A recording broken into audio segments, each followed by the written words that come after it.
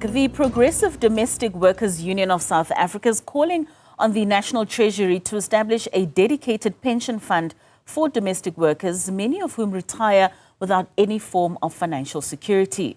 The union argues that despite contributing significantly to household and the broader economy, domestic workers remain among the most vulnerable and underprotected sectors in the labour market. Joining me now to discuss the union's proposals and the broader challenges that are facing domestic workers is Thato Maleka, the Secretary General of the Progressive Domestic Workers Union of South Africa. Thato, thank you so much for your time and for joining us this afternoon. What specific features do you believe need to be included in ensuring that there's a pension fund for domestic workers? And what would you say has led to this call to National Treasury? Good afternoon, Katlego, and good afternoon to the listeners of Newzroom Afrika. I think maybe I should start with this. I mean, domestic workers, we know that they work in an informal or sometimes an isolated setting where there's little job security or no access to benefits such as pension. And most of our domestic workers, we know that currently they retire despite working many years and dedicating their lives to that work. They retire with nothing or little to show for it. So as a as the Progressive Domestic Workers Union, we have actually decided to take this route because we realized that Section 4 of the Pensions Act, it does allow us to go and register a pension fund with the FSCA, the Financial Service Conduct Authority. So now this is our roadmap. We are not per se going to involve National Treasury at this stage. What we are going to do is approach FSCA and register and establish a voluntary pension fund.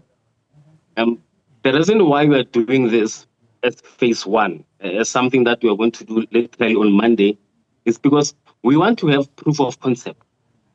In the meanwhile, while we're busy fighting for the phase two, which is to lobby with all the parliament and all of that, we need to have something tangible, something black and white to say, look, in the meanwhile, this is what we have been doing with the voluntary fund. We have voluntary employers who have been on our database together with their workers, and they've been contributing. So this is how this is going to work, and this is the feasibility of it. Then we'll go to the phase two. The phase two of it, of course, it involves us including the entire, as I call them, the forum. The forum includes the multi-stakeholders, your National Treasury, your SARS, and so forth. That's where now we go and push the policy part. Like we want to push the bill, we want to push if there's going to be a bill, or maybe they'll amend the existing Pensions Act, and that will be it. That will be it. But phase two it's a lot of work. It's a lot of work, and it involves everyone pulling in.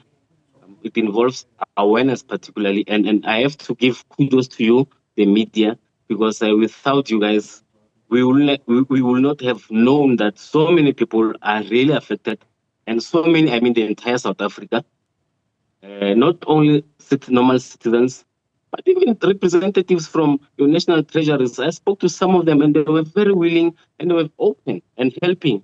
Same as when I went to Department of Employment and Labour, where I reside. The gentleman there was willing, was open. So it gave us confidence that, yes, we are at the beginning stages of this journey. Right. But we'll go there. We'll reach there. So Thato, I mean, you speak of still being in the stage of phase one, the proof of concept.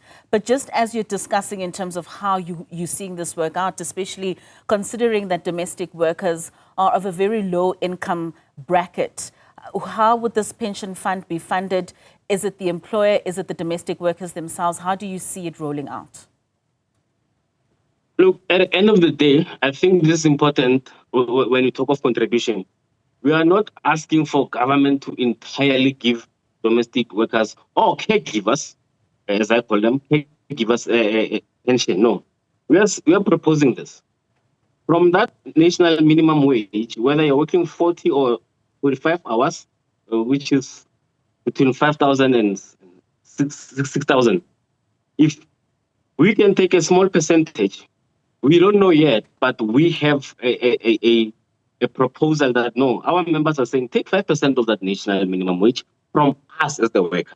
Then take something from the employer.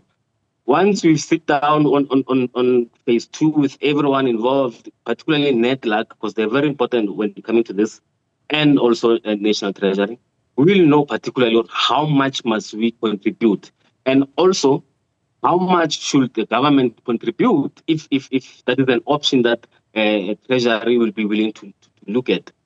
And if they're not looking at that, we hope they look at those who are really earning low, because some are literally earning the minimum wage, which is 4,938. At the end of the day, it's going to be quite difficult to pull 5% of that and all of that. So we are actually proposing that where needs be, let it be that government tops up, or maybe it subsidizes those low earning workers. And what challenges do you foresee, especially in your phase 2 of this concept, in terms of how you would want to see this pension fund be put together? And how are you looking to mitigate some of those challenges that could come up in that phase of phase 2? Look, the challenges, we're already facing them now, because before we even go to phase 2, we must do our research on that phase 2. So fortunately, it overlaps. We have been doing our research, and the challenge we found is that the employer, I don't know, they still think they have this mentality of them not being in a formal position to hire a domestic worker, which is not right. Because first of all, the employer needs to change the mindset. But okay, this person is actually a recognized person with rights. That's the first step.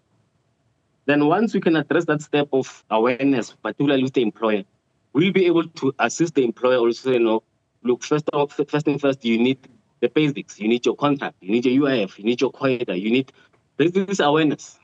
And also, there are consequences of not following those stipulated rules as per labor laws, which is a fine, or sometimes with an option or without an option of imprisonment. So all of this awareness, we really think, yes, it's our challenge, but we think once we get to step 2, we should really do our best in making sure that the employer is aware of what is going on and of the consequences. And how much buy-in do you have from your members, from domestic workers that are currently facing the challenges of reaching that retirement age, UIF not being enough to carry them through for the rest of their years? There's a lady an old lady who retired last year, November, I think. The lady, she had over 27 years, just above 30, if I'm not mistaken, of service. As we speak, she's looking for another job. Where I come from, in my ward, it's common that when you are outside your job, whether it's weekend or not, you must have piece jobs. So it should not be a norm. It should not be a norm when we know that Section 10, it stipulates that there should be human dignity. Section 27, subsection 1 and subsection C speaks of social security. So we should not wait until someone says, no, now I'm retired, I'm in trouble, I don't have a financial net, my dignity is stripped away, even after many years of service. So to answer your question, at the moment, it's not a majority of our members. But because we come from where we come from is about 4,000 households in our ward. So we believe if such a small ward, what is happening in other big wards? So when we'll be going there, we will be addressing this particular issue, of which I'm sure they are facing as well. Or we will maybe cap it or stop it from happening. All right. Thato Maleka, Secretary General of the Progressive Domestic Workers Union of South Africa, thank you for joining us. We certainly will want to get updates with regards to how that pension fund would eventually be established for domestic workers.